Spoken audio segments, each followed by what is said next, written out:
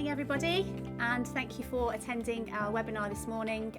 Myself and Justine, Aspire Training Solutions and Born to Move. If I just go through what we're going to be covering today, our partnership with Born to Move here at Aspire Training Solutions is a really exciting element of the work that we're going to be doing as part of our CSHO apprenticeship moving forward.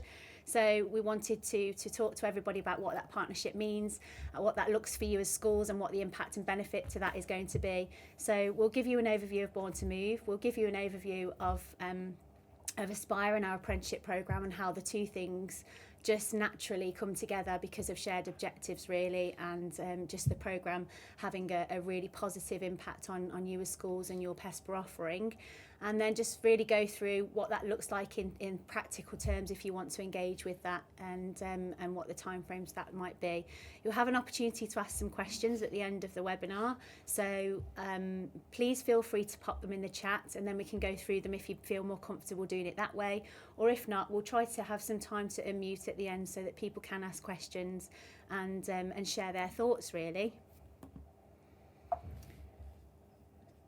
Okay, so introductions. Do you want to go first? Should I? Yes. What, because people don't know me? No, well, people don't know me either. Hi, I'm Justine. I'm the Global Business Development Manager for Born to Move, working with Les Mills. Born to Move is our youth programme, and I solely look after that, and I basically work within the UK, but I reach out to all markets around the world, looking at different ways that we can use Born to Move, how we can adapt it to be able to reach as many kids as possible. And I am Nikki. I'm responsible for all things apprenticeships here in terms of learner and employer engagement at Aspire Training. I'll go into a little bit more detail around who Aspire are in a little while, but my role is really around, business development wise, looking at our programmes, how we can bespoke them, how we can enhance them and enrich them to be able to maximise the impact and just make the experience for learner and employer just really positive and interesting and engaging really. So before we start with Born to Move, what I want to do is just put a little video on. So sit back, enjoy. Are you going to? Yes. Technical advice.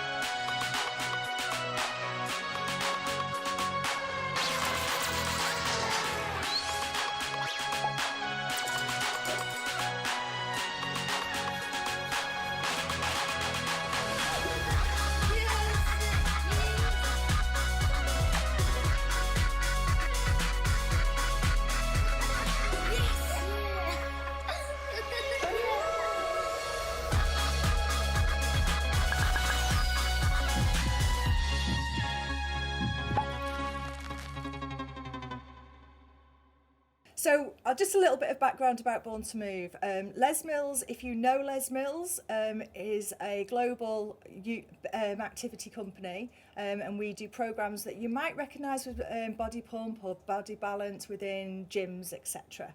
Now Born to Move is our youth programme offering, and we look after age groups 2 all the way up to 16. And we've been now looking we've had Born to Move in the UK and around the world for the last 7 years, and it's gone through some radical changes to make sure that we can adapt it, to make sure we can bring the programme into as many different communities, organisations around the world, to meet as many kids as possible and get them active and to lead a fun and active lifestyle. Now, to do this, we've had to make some real adaptations to this programme and making sure that we can actually reach kids in different ways. And on screen you can see the 3 main formats we do that. Our live programming provides the opportunity for instructors and now pupils to be able to deliver our choreography and our classes to an audience, a live audience. So that's your live Group X instructor in front of an audience and leading that class. From a virtual perspective, we have our virtual concept, which is around in lots of clubs at the moment, and this works from an iPad and a screen, usually in clubs in a room which is dedicated to a virtual experience, lots of lights, a good sound system, and Born to Move sits in there within programmes. Majority of these you will see in centres, leisure centres around the country. And On Demand is our at-home Les Mills On Demand programme. And on this format, we have our Born to Move programming, so reaching the kids at home, reaching parents to be able to keep those activity levels at home. And now we've introduced a schools platform. So a little bit of history on this. We actually looked at originally trying to put our virtual platform into schools. I worked with over 50 schools across the country for about 18 months, trying to shoehorn what we did into schools, thinking that we'd be able to do that with iPads, etc. Big learning curve, it didn't work at all. I had to go back to New Zealand and say, look, if we want to be able to reach kids in a school and make this easy for teachers, we need a web-based link solution, of which we've done. So now we have the schools platform, which is operational in about 3 or 4 countries around the world. The States and the UK and the Nordics are the biggest countries at the moment, but we have Middle East, etc., looking at this platform. And this simply just allows teachers to, on a multiple user level, to be able to access our programmes and use them throughout the school. So, for example, we would have the programme being used as a support or complement to PE. It's used for things like time out, wet play, in classrooms, break times, etc. And it basically, majority are in primary schools, and then we have some strong secondary schools as well that are using these. So that's the Born to Move schools platform, which has been basically designed particularly just to be able to work with schools. Now, the age groups we look after, we have 2 programmes. One is called Early Years and one is called School Years. Our Early Years programme is 2 to 3 and 4 to 5, and this predominantly is a series of stories and allowing the kids to use their imagination, and all the movements and physical literacy they will learn and the fundamental movement skills are thread through the theme of that story. It's from virtual, we wouldn't have 2 to 3 year olds on this, we would have 4 to 5 only, but in live it's 2 to 3 and 4 to 5.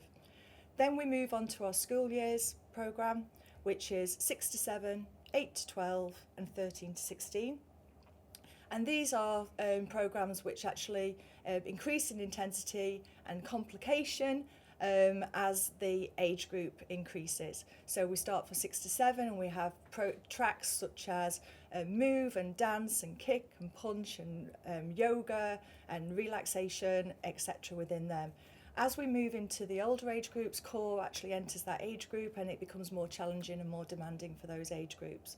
But the beauty of what we do and when we actually train instructors and teachers is that these age groups are there as a guideline. We know that children are actually adapt and capabilities are different at different ages.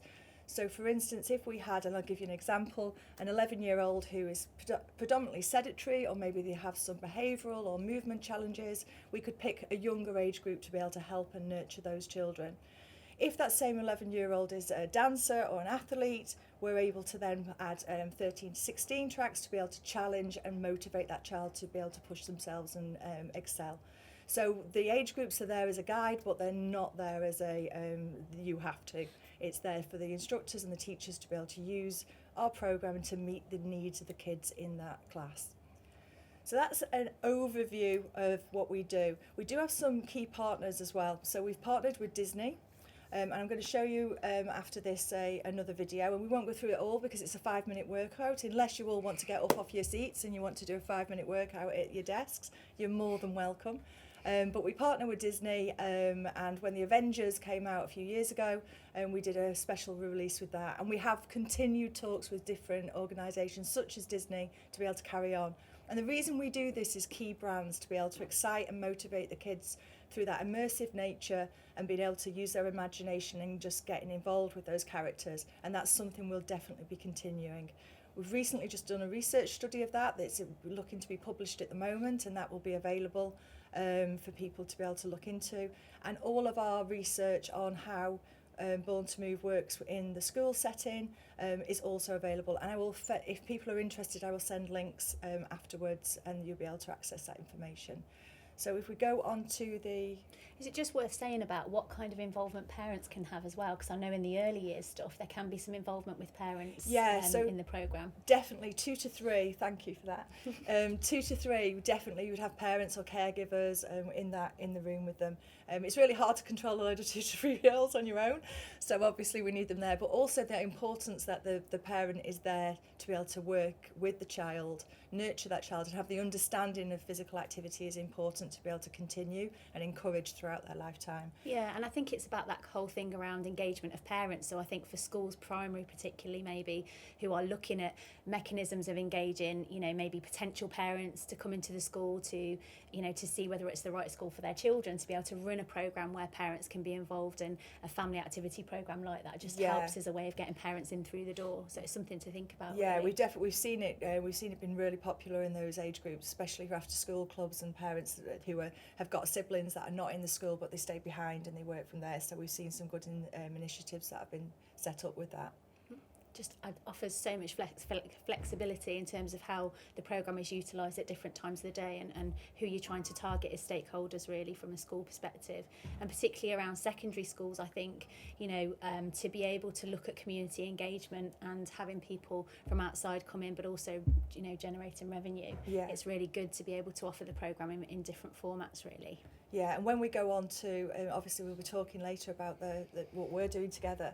But the fact that we're able to use this in so many different ways, if anybody experienced Les Mills or you go to a class that you know that there's a format that you follow and it's from start to finish. People like that structure to it, don't they? They do. But also with Born to Move, we do say be flexible with that structure, because kids sometimes you may have chosen a track and it just doesn't land, and the kids are like, I'm not doing this, no thanks, and you've got, and they literally will stop, and you work with children, so we train and we provide information how you can pivot that, play games, interject that. Maybe there's a key theme at the moment that you can change the room around, and then you can leave that track because it doesn't work at that moment and then bring something else in. So all of this training is provided, so as flexible as we need to do to keep them engaged. Okay, so I'm hoping that that's going to be showing your video now. Let's have a look. Hey, are you ready to have some fun? For the next 5 minutes, we'll help you learn to move like an Avenger, so you can do incredible things. Avengers, assemble!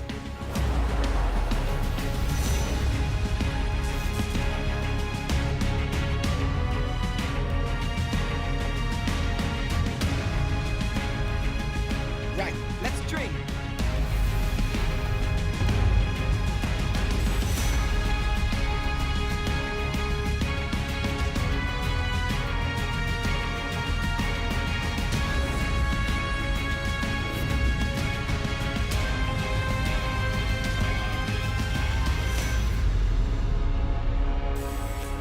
Grab your hammer, lift it up high,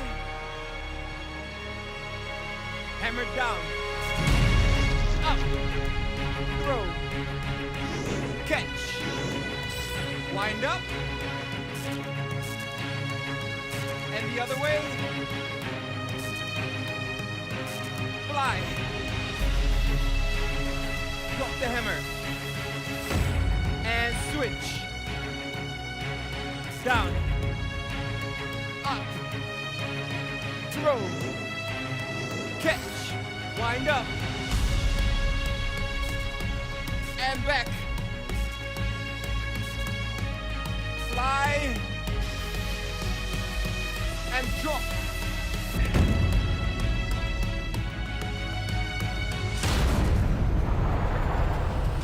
Jabs.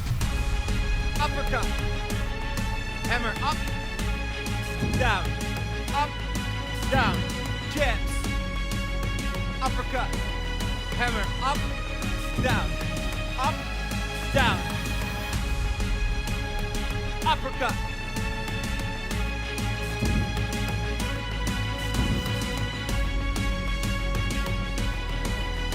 Hammer up, down, up, down, more.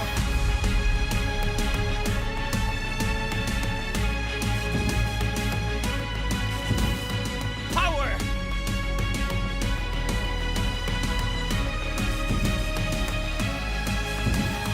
Jab. Uppercut. Hammer up, down, down. Uppercut. Up, down, up, down. Superheroes rise. Up, down, reach, leap. Up, down, reach, leap. Up, down, reach, leap. Up, down. Power up.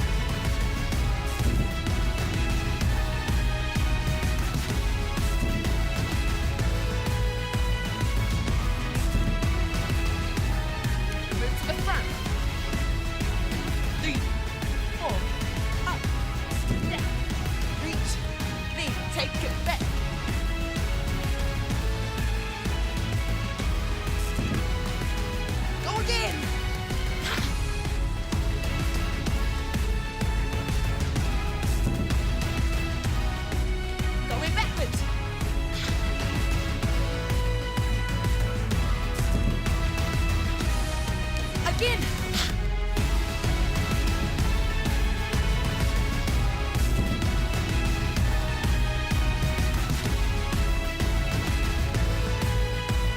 Up, down, reach, knee, forward. Take it up, down, reach, knee, backwards.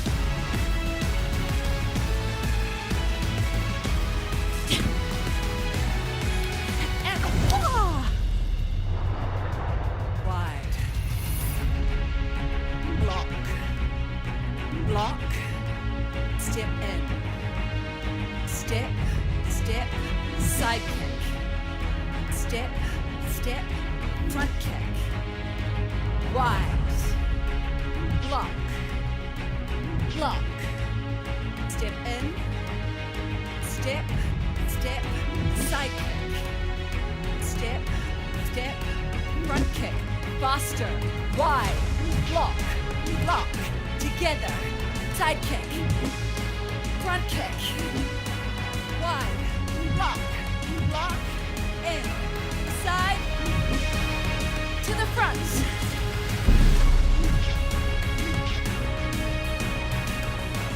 Power.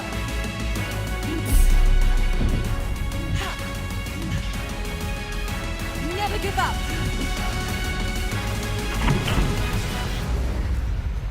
Grab your hammer. Down, up, throw, catch, wind up, other way, fly, hammer down, switch, down, up, throw, catch. Wind up and back, fly and drop.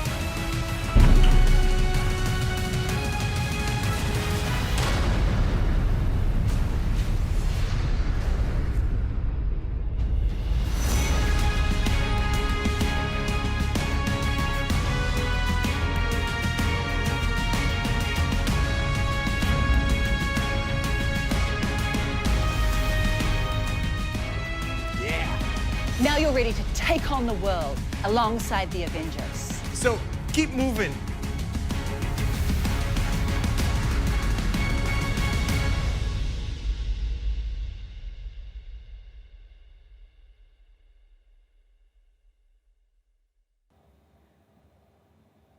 Is that all right?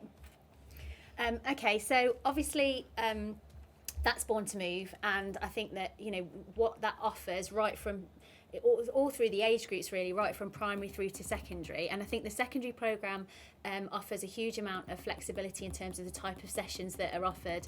And so one of the things I think that is really useful to think about is around consultation with the young people in schools, whether it be primary or secondary, around the kind of things they'd like to do. It gives you a chance to be able to try new short bursts of activity provision that maybe you've not tried before, to change it up a little bit, and to try and respond really to what people are saying they want, you know, to try out, really, whether it be yoga or whether it be more a martial arts focus. Or it's been really interesting, the reaction from both primary and secondary schools. So from the primary point of view, we've had a whole way of they've used this programming, you know, from, like I say, you know, desk activities or wet play, or the kids have like young leaders and they've been running programs, or even just playing the music into the playground. They don't see the activity, but they're remembering the moves, or they're just doing their own thing, which means they're moving and they're being active. Yeah. So that's been really good. From a secondary point of view, they've been using it as part of dance curriculum. They've been using it for like leadership models, and then also just being able to add that something different to the PE curriculum for those kids that don't necessarily engage in traditional sports. And they see, essentially, because this is group exercise, they see, a lot of teachers have said they see this as quite a great introduction to when you actually leave school, because you'll come across a sports club or a leisure centre where Group X, whether it's Les Mills or it's another programme provider, it's out there. So it's that nervousness of going into that studio for the first time. We've all been there. yes, familiarity. Yeah, then, at isn't the back it? of the Yeah. class, and Yeah. I'm not doing this. Yeah. I'm still at the back of the only because I've got no coordination and it's always me falling over or facing the wrong direction. Anyway, we'll move on. So in terms of Aspire's involvement with Born to Move and with Les Mills, I saw the programme online and straight away felt excited about the potential for our apprentices who are out in schools with a PE and sports related focus to their role, having this as an element of their offering, really, almost something in their toolkit to pull out, to be able to engage different groups of children and young people in physical activity and sports, and just as an engagement tool.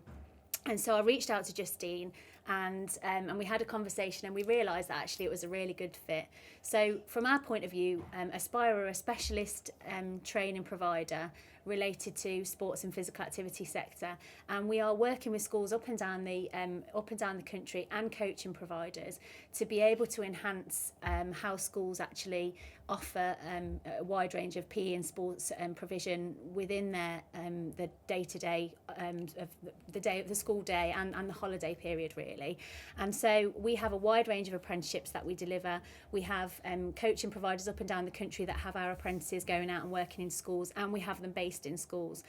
But what we actually try to do is listen to employers, to listen to the learners who have got those roles, and then try and fit our training programs very much around the needs of the employer and the learner, so that the training that's underpinning those roles absolutely fits the kind of things that they're going to do on a day-to-day basis. So for instance, you know, lots of our apprentices will now have a pastoral element to their role, so we've factored in some mental health and wellbeing training so that they actually can support the development of the wellbeing in the children, alongside getting them involved in sports and physical activity, because there's just a natural link between the two. And I'll come on to the type of added value training that we offer shortly, but it is absolutely crucial to us to respond to what employers need within the role and the training, and what learners want to see as well. We offer a blended learning programme as part of our delivery of our apprenticeships, and that's around utilising digital means now so that we can engage with apprentices up and down the country, and we have them based right, you know, from up north to down on the south coast, and we can engage with them in just the same way as we used to when we maybe were delivering out in the field face to face, but actually now we can link them up to each other, so we have lots of networking between our apprentices, and it's a really good way of having that peer-to-peer support when they're in those roles, sometimes, you know, wanting to maybe share good practice or see what other people are doing, so it offers that flexibility. And then we'll have staff that will be going out and seeing them face to face, observing them in the workplace, as well as, you know, supporting them on a one-to-one basis as well as groups. We have lots of opportunity to give our learners information, advice and guidance really throughout the programme around their career development and their progression, and because we offer a range of opportunities from level 2 apprenticeships right through to level 4, it means that we're able to sort of take them on a journey of professional development. So I've just shown you on this slide here the fact that we offer a level 2 community activator coach apprenticeship, we offer a level 3 teaching assistant with school sport specialism, and then our community sport and health officer apprenticeship, which I'm going to talk in a little bit more detail about today. But then there's a natural progression then into a level 4 school sports coach opportunity, which is the professional standard for sports coaching in the industry now. And so, you know, young people and or your existing staff can actually become professionally recognised within the field and deliver high quality PE, sports and physical activity provision within your schools, and that has then a level of enrichment. So we have additional qualifications that are wrapped into our delivery, whether it be a coaching certificate, whether it be a PE and school sports certificate, so they have an understanding of the PE curriculum, alongside how to deliver quality coaching, and then other elements, whether it be leadership and management training or funding big writing training or teaching resources that will help them to really excel in their role and support you along a journey of whole school improvement really. In the centre of the slide here, you'll see that we also have central to all of our apprenticeship offerings a CPD masterclass programme. So all of our apprentices will have access to CPD relating to supporting behaviour change, as I said before, mental health and wellbeing. We do specific training for them on dance and gymnastics and curriculum PE, and then also very much look at social skills in a digital world, so that we're looking at that whole kind of digital presence now, which is key, and that can even link to physical activity and sports. It doesn't have to just be around sort of technology per se. So there's heaps of added value training that our apprentices will have access to, and this Born to Move partnership just really naturally fits with the offering. So apprentices will be supporting sometimes curriculum elements during the day. They might be delivering lunchtime provision on the playground to have structured provision happening, maybe to help with behaviour issues or to support with getting children physically active during that time of the day. They might support their PE curriculum in the afternoon, and some will also be involved with maybe, you know, what's happening in early years if they're in a primary school, you know, to be able to engage the children in the early years foundation stage in some more physically active learning. And we also have elements of kind of active core curriculum that can support with as well. And then obviously outside of that, they can be delivering a rich and diverse after school programme and delivering sort of provision during the holidays as well. And so our apprentices are helping with various different things throughout the school day that help you to meet your physical activity targets. And because Born to Move is so flexible and the apprentice is so flexible, the two just naturally go together. So you will see from here,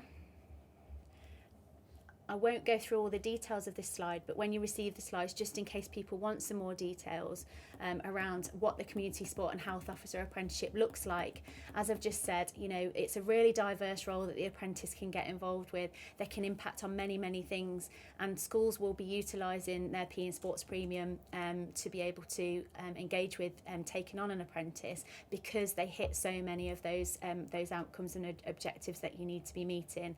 So they can be supporting children in the curriculum time, supporting your teachers in delivering quality PE lessons, and then the whole stuff around that extracurricular and parental engagement, as we said before, is really key, because that's about sort of long-lasting behaviour change and supporting, families to be more physically active, and so community engagement is huge in the apprentices role as well.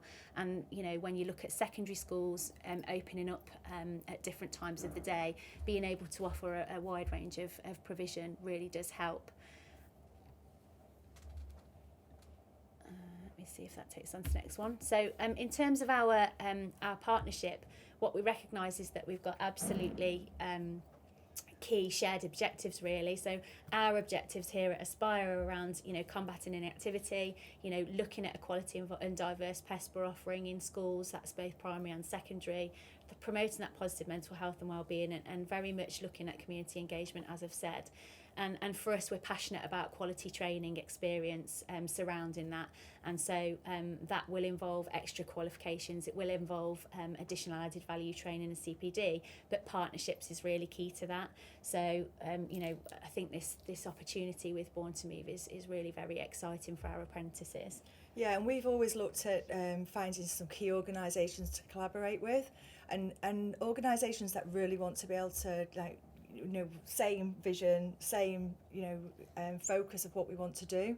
And at Les Mills, we're on a mission to create a fitter planet. It's as simple as that. And, we need to start with the kids and make sure that those kids get used to a healthy and happy lifestyle. And our programme solution to design and inspire young people to fall in love with physical activity, and not to see this as something that they have to do, it's just something they want to do. And essentially our kids, this is why we're called Born to Move, they are born to move, and throughout their lifetime there's all those barriers, then they'll stop that happening, and we just don't want to see that happen. All of our age groups go through intensive research, and we just make sure that they meet all the development needs. And we're also there, we constantly research this, and we constantly listen to people that are using the programme who feed back to us and say how this is actually helping them. Just to build that confidence, the self-esteem through role playing, team building, etc. But the reason that this excites me is that we're actually handing this over to the kids themselves, and peer-to-peer motivation is a really strong driver. And we might sit here and think we know what the kids need or what music they're listening to. We don't. We don't, and we're fools too, and we might revert to those traditional sports or those things that that we've always done for many years, and just not listening to what the kids are actually doing now. And this is what this programme does. And by putting it in the hands of young leaders and their kids, they will actually then mould and change this and add their own magic to be able to go into their communities and actually then motivate people to, or their peers to actually move and enjoy it. And that's what you want, a destination for these kids to actually think, yeah, this is what I want to do. If we get that, there's, we're actually on a winning track. There's no one solution to youth obesity. There's nothing that's out there that would say, yes, this is going to do. We have to have a blend of different things. Some kids like sports, some don't. Some kids like doing the Daily Mile, some hate it. There is not one golden ticket here. If we all collaborate and move and work together, then hopefully we can actually turn the tide on this inactivity. Our kids have taken a step back for a year now. Yeah. So, we've got a lot. We've got to build up again now and really get together. And that's why I'm excited about this. Because I think the kids in our back pocket. The stats are showing that they're way below the activity levels that we would be expecting and that we would be hoping for. And so it's about how we re-engage them, how we reignite their interest in being physically active or, being sporty and getting moving. And it's really interesting because I've just seen in the chat that people are saying, is it something that just apprentices will be trained to deliver, or it could be staff that could be delivered trained to deliver this programme as well? And it can be both. What we're saying here is that apprentices are well equipped to be able to be that kind of that middle person really in between teaching staff and the children. They're that middle generation who children look up to, who they can aspire to be like, they can be inspired by, and so they are perfect to deliver this programme. And it doesn't mean that you can't have staff in your teams delivering the programme as well, or supporting the apprentices, or if you don't have an apprentice, you can still engage with the Born to Move programme. The Born to Move programme is something that can kind of drop into any school anyway. It's just that we've seen this real kind of opportunity really for blending the two together, schools to take on a sports specific apprentice who can also then, as part of their role, kickstart this programme, this Born to Move programme across all age groups, and look at kind of how that can enrich in their existing offering really. And that moves us quite nicely onto the next slide. So with this partnership, and as I say, you know, it doesn't stop you from engaging with Born to Move separately, but with this partnership, you would take on an Aspire apprentice, a community sport and health officer apprenticeship, CSHO. And the apprentice would work full-time in your school, supporting those variety of functions for PE and school sports, as I've already mentioned. And then we would also provide them with facilities management training, so that if they are opening and closing the site at the beginning or end of the day, it doesn't put extra pressure on your premises staff, so that, you know, that can also add an extra string to their bow really. And then they would also receive Born to Move training and access to the platform, so that they can then initially be supported by the choreography happening on the link behind them, whilst they're building in confidence. Because what we recognise with apprentices is that when they're at the beginning of their journey, that's a really big thing to ask them to do, is stand and do choreography in front of a group of children and sort of, you know, coordinate that whole agenda. And so the thing I really like about Born to Move is that at the beginning, what we're doing is we're providing them with the link to the on-demand service, and then the apprentice stands at the front of the group of children and sort of delivers that choreography alongside the live link. And then when they become more confident, they can lose that. They do their full instructor training in year 2, and then they can actually deliver the full programme themselves. Yeah, that's so sort of how it essentially works, the first isn't it? part is that they become what we call an activator. So you facilitate the session. So the choreography, like you've just seen in the videos, is all playing on a screen, and then the activator would then facilitate, help, guide, motivate the room and work that room. There's going to be moments where, like I say before, there could be a move and the kids are like, this is just not happening. They would interject, they would play games, and we would train them how to do that, and then carry on with the actual choreography led by the video, not by themselves. That next step is them learning it up front, group exercise.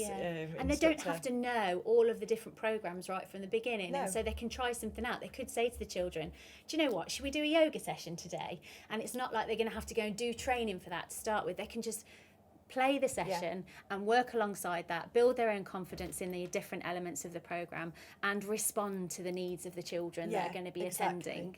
I just think it just offers something really exciting for schools, really. And without adding more pressure, by having the apprentice, you're not adding more pressure onto staff who are already busy, you know, and stretched already. And it's often quite difficult for them to be as enthusiastic and engaged with something like this as they would like to be, because it's just really hard to add more pressure to people to deliver even more sessions than, you know, they're already doing. So the apprentice has it as their designated role. They have it as a project, which is perfect for their apprenticeship training experience anyway, because it generates lots of really good evidence. And then, you know, you see the benefit because you've got more children that are engaged in physical activity, because they see something advertised that's new and exciting and different. You might target a particular group of children who are maybe disengaged, or a group of young people who you know are not maybe participating in a way that you would really like them to, and see whether or not you can either engage them in some consultation around what they would like to do, or offer something that you think might just be a hook to get them in through the door, really. Yeah, exactly. The apprentices can offer evening and weekend sessions for wider community engagement, as I've already spoken about, and that's really good for schools to see the revenue generation that can offer, because you're already paying the apprentice anyway, and they're offering you so much support throughout the school day, and, you know, being utilised in a manner of ways. But actually, if you were to then offer a couple of sessions of either external community engagement for maybe young people to sign up to, or for communities, maybe a family session, family activity session, what you're able to do is charge a small amount for those sessions and generate some revenue from that. And when you start to work that out across the school year, it can actually be a really good income generation tool that then helps you to make the whole programme sustainable. So you can then look at how that will pay for itself. The Born to Move platform over a longer period of time will pay for itself, and, you know, potentially then the sustainability of the role of the apprentice. Got a good example of that. When we first started doing this, we worked with a school in Warrington. It was a primary school, and 12 youngsters went through just on the activator level. They didn't go through to the instructors because they were primary school kids, and it's a little bit hard for them to go through the full choreography, then I would never doubt that some children will be able to do this.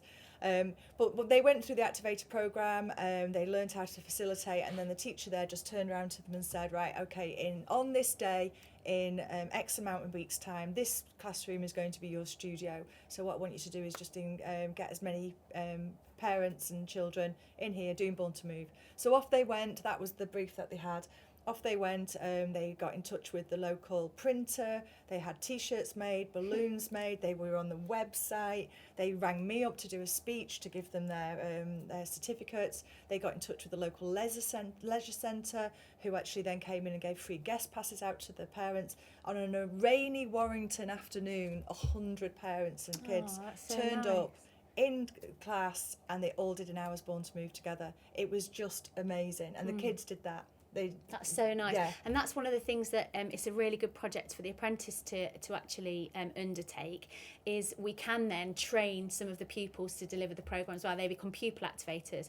And then, you know, the apprentice supports the pupils to start to take some ownership of some of that delivery, again, supported by the platform, that helps to maintain that sort of fidelity and quality to the programme, whilst actually giving a real sense of ownership of the children and the apprentice really to the whole programme in school. Oh, they wanted to set their own studio Yeah, up I bet they afterwards. did. They were off. I was like, go. So you'll see on the next slide here, we've got the roadmap to implementation. And so what it looks like from our point of view is that a school would take on an apprentice, a community sport and health officer or apprentice in school. And that person would initially receive the activator training, as we've just mentioned, and they would, as part of their role, then be able to deliver the Born to Move sessions supported by the on-demand link to the instructors and the sessions. And again, that's about building their confidence. It's around engagement of the children to sort of see what the programme looks like, and you can see from the visuals, you know, that the whole experience is very engaging. And then once the apprentice is more confident, they move on to that full instructor training, and that's in the second year of their apprenticeship. And it's probably worth saying that the apprenticeship for the CSHO is 24 months, like between 20 and 24 months long, really. So in that year 2 is when you'd be expecting them to have built in confidence, delivering this programme, but also undertaking their role generally. You know, they've got to know the children, they've got to know the school and the community, and they can be a bit more confident to take ownership of it, you know, in a greater sense. And then it moves on to the pupil activators.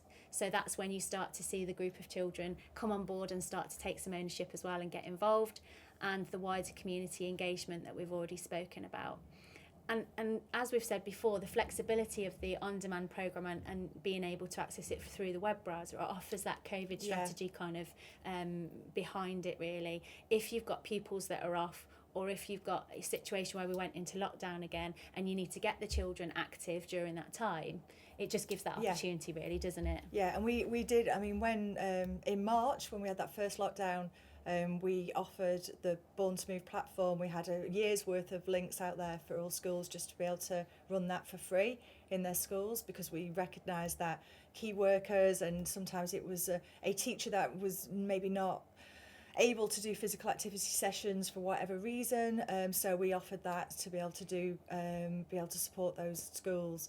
Learning from that, we're able to just shift and pivot. So, you know, the activator training is a based like a webinar training. It's at their own pace. The kids in the Warrington school, they basically did it over 3 hours and half an hour every Friday, and got through it that way. And then the instructor training as part of that is a 2-day, and then plus assessment period. So it's very, very flexible. And the apprentice related training, so the activator training for them and the instructor training, we fund that as part of the apprenticeship funding drawdown, because it links so closely to their role in terms of being able to engage the community and offer you know, sports related activity. And so that means that you, as the schools, don't have to pay extra for the apprentice to be trained to be able to deliver these sessions. That's managed within our side of things, really. So when we look at the impact that this whole initiative can have, the CSHO programme as an apprenticeship programme for you as a school, but also alongside the Born to Move initiative, you're looking at having a staff that's designated to support PE, school sports and physical activity across your school, obviously we've spoken about the revenue generation opportunities that offers, and the new and exciting activity options across stakeholders really. You know, as we've said, it's so flexible right from early years through to adolescence that, you know, I'd be surprised if there wasn't something that you could put together as a menu of engagement for your pupils and your families. Obviously we're all about increasing physical activity levels, aren't we? And then obviously our relationship with you in terms of that brand reputation is huge. Yeah, I mean, there's a lot, you know, from Les Mills' point of view, and parents would. We've got, you know, we're across so many leisure centres and clubs, etc. in the country. We've been going for many years. So there's that link where there's like, oh no, I know that. If it's that spot, they might know it more as body pump or body balance. People do usually know body pump, don't they? But there's that group exercise familiarity, that if the parents understand that and see the benefits that they might be experiencing, then obviously they'll encourage their kids to do the same. So it's that grassroots sports to be able to get into majority of other things. Yeah, and it's about that behavioural change. What we want is to have positive attitudes and behaviours in the children that are in your schools around engagement in physical activity that will sort of be seeded in an existence for much longer, and so we're providing that foundation, like you said, so that once they then finish school, they are then familiar with the whole notion of being physically active, and they've got a go-to really. They can think, hang on a minute, I know Les Mills, I know, you know, I enjoy those programmes, I will seek those out and I'll do them either online or I'll go and find a centre that offers those, and, and continue that journey. The key motivation here, and what we can't forget, is the music.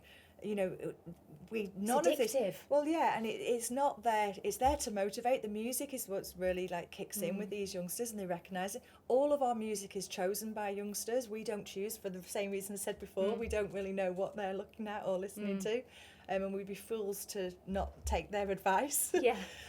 So the music, they make it fun. So they're working out and they're moving and exercising in stealth mode. They don't realise, they don't see it as a chore. It's supposed to be natural and something they just want to do. Yeah. And as I've said before, there's the use of your sports premium. So lots of schools will be engaging with this agenda using the sports premium, and because, you know, some of the quotes that we've had from schools who have incorporated a community sport and health officer apprentice into their offering are around the apprentice having whole school improvement, and that's powerful, you know, because of the way that they can be utilised flexibly, and the way that physical activity now can sort of filter so nicely into the core curriculum to be able to offer active core curriculum opportunities. You know, the apprentices really can generate a whole host of benefits for you and for the pupils. So everybody's going to be wondering what this looks like from a cost perspective and what the incentives available are. Now, in terms of the recruitment of an apprentice, I'll come on to that just in a minute, but the incentives that are available at the moment for apprenticeship engagement nationally and with the government are huge. At the moment, they are offering a £3,000 grant for every apprentice that is recruited before the end of September, and that's part of the COVID recovery strategy.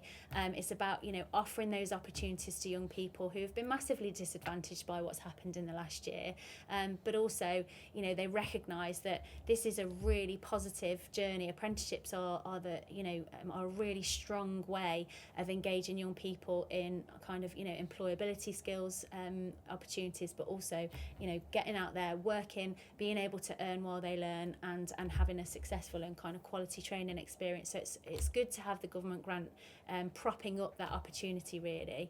And I'll do the red ones first, and then you can go into the blue one. So if you recruited a 16 to 18-year-old apprentice as well, the government would also pay you an additional £1,000. So potentially there's 4,000 within that first apprenticeship journey really, to be able to offset against the cost of the salary. And then obviously, like I say, we would provide all of those added value training and qualification that I've mentioned today at no extra cost. So there is, it's really good time to engage with the apprenticeship agenda really. Yeah, so obviously the activator instructor training, get my words out, weaved into the apprenticeship, so the fees and everything and the funding is as just explained. And then what we've said is for the first 20 schools that actually look to appoint this apprenticeship, that the schools platform we will give them for free the first 20. So after that first 2-year period, Yeah. then the next the year, cost the of third that. year, we'll give you that for free. So it's the first 2 years that are for free, and then you'd be paying it after that Yeah. period. Yeah. So, Sorry. Yeah. So if you I got go carried into- away, yeah. I'm going to get sacked. If you go on to the next slide there, so really in terms of the ongoing cost, so the apprentice salary in the first year, if you paid the apprenticeship salary, which is £4.30 an hour, you can only pay that for a 12-month period, and so that would be based on a contractual kind of arrangement of 35 hours a week. That amounts to about 7,500 in the first year. And then for the remaining term of the apprenticeship, so between 8 and 12 months, depending on whether they're on board for 20 or 24 months, it would be national minimum wage for their age for the remaining term. So if you think about the government grant offset against that first year, even just that 3,000 takes 40% of that salary commitment away from you as a school. So what you're actually getting is you're getting a full-time member of staff for about 4,500 in those first 12 months. And then obviously national minimum wage following that. But when we've talked about the revenue generation that could have been established in that first year, you know, you are in a really good financial position to be able to take on an extra member of staff to be able to drive this agenda forward. And you know, and it's really nice that the government are given that opportunity at the moment. So and then obviously the apprenticeship training is is funded as well, but that is generally funded by the apprenticeship levy if you're a maintained school or a multi-academy trust school. Or if you're a sort of single academy that doesn't pay the levy, or if you're maybe a voluntary aided school or an independent school, then it would only ever be 5% of the training costs that you would need to pay, because the government also agreed to pay 95% of any training costs not covered by apprenticeship levy. So the maximum you would ever need to pay for an apprenticeship training sort of package from Aspire or anywhere else really is £450 for this community support and health officer one, because the full value of the qualification is £9,000. And that's actually set by the government. That's a funding band value that's set by the government. So even if you haven't got levy contributions to apply to that, the £450 is very affordable, especially when you look at the grants that are available at the moment. And then, as we've said, in the first 2 years, for the first 20 schools that are signed up, Born to Move will fund the schools platform whilst the apprentice is in post, so that you can have access to that and we can really see the impact of that. And then you would make a decision then as a school from year 3 onwards, when you're deciding whether or not you retain the apprentice and what the plan is going to be for them moving forward. You would also make a decision as to whether you want to continue with the platform. And we would like to hope that by then you've seen the benefit of it, and like I've said, you've seen that it can actually generate revenue to help to make it sustainable and pay for itself really. Well, for example, that school that I was talking about in Warrington, they had those 100 parents and children turn up. They continue that 3 times a year now, and they charge 50p or £1, and that goes towards Funding the platform. Yeah, It makes complete sense that way. Okay, and then just finally, really, just to give people an idea of what the process and timeframes could look like. So if you decided that you wanted to take an apprentice on for September, so that you can benefit from this apprenticeship incentive scheme that the government have obviously got at the moment, they would need to be recruited by the end of September. So working back, we would be looking at recruiting apprentices by the end of term really, or during July. And then going through a registration enrolment process for that apprentice during July and August. And generally business managers are around during the school holidays, so the stuff behind the scenes around HR and contracts and stuff can be happening before the apprentice starts then in September at the beginning of the school year, or at least in the early part of September really. And then they embark on that sort of maximum 2-year training programme to be able to go through their training and endpoint assessment. And the activator training that we've spoken about, which is that first phase, that would be happening within the first 6 months. So we'll get them settled into their programme to start with, get them started on their apprenticeship training, and then offer the first activator training so that we can engage with the Born to Move agenda as early as possible. And then they would do their full instructor training after month 12, depending on dates and whether the apprentice is comfortable with that. And the really nice thing about this programme really is that as part of the CSHO's apprenticeship assessment process, really, their endpoint assessment, they have to do a case study. And so this offers a really nice case study for them to be able to set up, maybe, market it to parents, market it to the children, get them involved and engaged, look at the impact that has, and then celebrate that within their own endpoint assessment process, really. And it's a really good piece of work for them to be able to travel all the way through their apprenticeship journey with, and kind of, see the impact of that in their own assessment at the end. So that's kind of how that works, really. And I think that puts us on to questions. Do we have any questions? We can unmute everybody if that's all right, and then if anybody's got any questions, if you want to type them instead, that's fine. I hope that's given everybody an idea of what Born to Move is all about, what our apprenticeship agenda is all about, and how the two things really pull together in a nice way. Recruitment, is recruitment done through us? Yes, we can support with recruitment. I have job adverts for the Community Sport and Health Officer Apprenticeship that I can share with you. You can add information about your school, and then we can get those advertised on the National Apprenticeship Service website. And at the moment, it's a brilliant time to recruit apprentices at the moment, because obviously you've got young people who are finishing school and college, or looking for opportunities for once they've finished and done exams. And also, we just always have a really good level of interest in our opportunities. I think because they are exciting roles to have, and young people see them and think actually that's a really appealing opportunity. So we can support you with that whole advertisement and shortlisting process, provide the advice and support around eligibility for apprenticeships, which is obviously really key, and then support you to kind of get them on programme. What have we got here? With term ending in 7 academic days, leaves little time to communicate this to very busy schools. There is flexibility with enrolment dates. If you decided that you wanted to engage with the agenda, it's going to be here to stay. The partnership is something that we're really looking to embed and establish longer term. It's just more the restrictions of the incentive payment of the 3,000 really that makes us focus very heavily on those dates.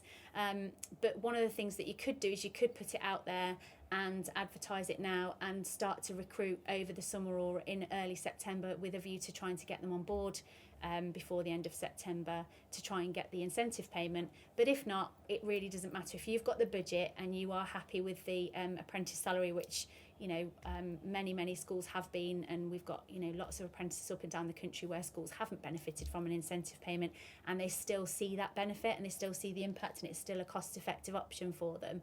So we're not bound by those timeframes. It's just that we're launching this now because it's a really good time with the government incentives that are available.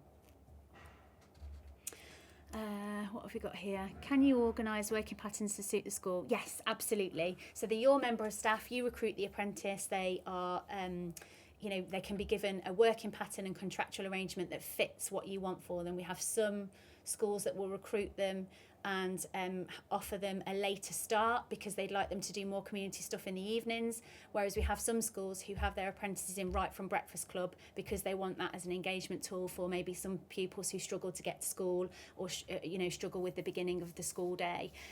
We've got some apprentices in schools who deliver holiday activity programmes, and so they have a contract that allows for that, providing the apprentice is working a minimum of 30 hours a week throughout the year, and can engage with their training throughout the year.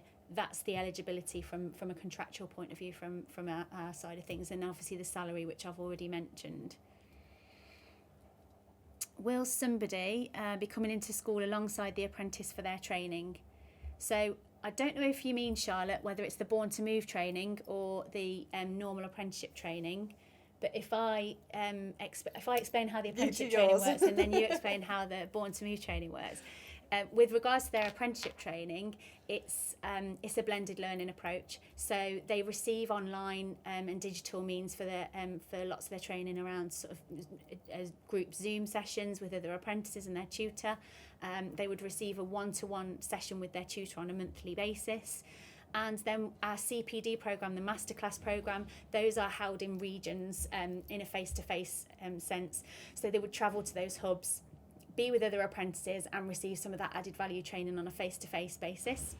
And then several times throughout their apprenticeship, the tutor would come to them to do observations, and those observations will be around giving them feedback around their practice, but also looking at evidence for some of those extra added value qualifications like their coaching certificates, their PE and school sports certificates, and just generally evidencing their competency for their apprenticeship knowledge, skills and behaviours. So it's a blended learning approach from our point of view, really. Yeah, so with Born to Move, this is online, for just to be able to reach as many schools as possible.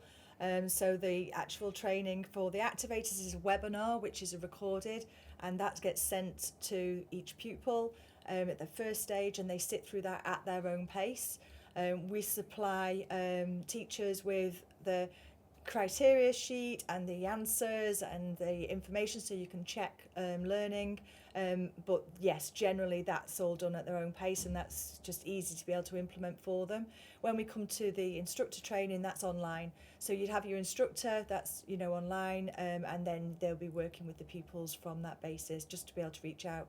That doesn't mean that if you reach out to ourselves and maybe you want to do a masterclass, or maybe there's something happening within the school and we come and visit, it doesn't mean that's a no. I hope that answers the question. I think we've got another one there. We're a small federation of one primary SEN school and one secondary SEN. Could the CSHO be employed across both schools? Absolutely. We do have some schools that will share an apprentice across more than one site. I would suggest that 2 sites is probably a maximum, really, just because otherwise we've found that the apprentice doesn't really feel like they belong in one place or another. But certainly a dual aspect arrangement really does work well, partnership, and also then when you're looking at engagement, there's some really exciting projects across more than one school that you can be doing to get the children coming together for physical activity and sports opportunities. So yeah, absolutely, that works perfectly. Company provides specialist coaching for schools. Would we be able to use Born to Move programme as part of our sessions delivered to schools? So company specialised. Yes, we're actually working with a few organisations at the moment to incorporate Born to Move as part of their schools. So there's some organisations have like games packs, they go into schools and they deliver that into schools, and we're working with those. So absolutely, it's away from the apprenticeship, I think. So that would be something to reach out to me independently for, and I can talk to you about that. It's not a problem. Yeah, and we have as part of our Aspire Active Partner Network, we have probably about between 35 and 40 coaching providers that we work in partnership with up and down the country, who recruit apprentices as part of their sort of professional development journey for existing staff, but also recruit apprentices as part of workforce development. And this programme would work really well alongside them going out and working into schools as well. It's just another opportunity for them, really. Yeah, we will look at the programme and make it as flexible as possible to help anybody that's reaching out to kids and sees a value in it. So we would just work with people. So yeah, just reach out and ask the question. Yeah, and anything that fits those objectives that we're trying to reach, either one organisation, we are happy with that. Yeah. Okay, I think that's all of the questions that are on there at the moment. It's good timing. So providing that everybody is happy with that, is there one more just coming? Oh, presumably, if the CSHO route is not viable, Born to Move school platform is available for 450 to buy separately. Absolutely. Yes, absolutely. I might owe her a drink. That's all. Or 5. Yeah. Okay. Well, thank you everybody for your attendance, and I hope that's been useful as an explanation and understanding around what we're trying to achieve here and why we think it's really exciting and offering something really different into schools right now. So you can get in touch with us. We'll send out the recording of the webinar along with our contact details and additional information after today, and then you can reach out to us and we can sort of take things further if anybody wants to do that. And like we say, the first 20 schools that come forward will receive that schools platform for 2 years. That's as part of that initial pilot offering. So yeah, thank you for being with us, and I shall leave it with you there.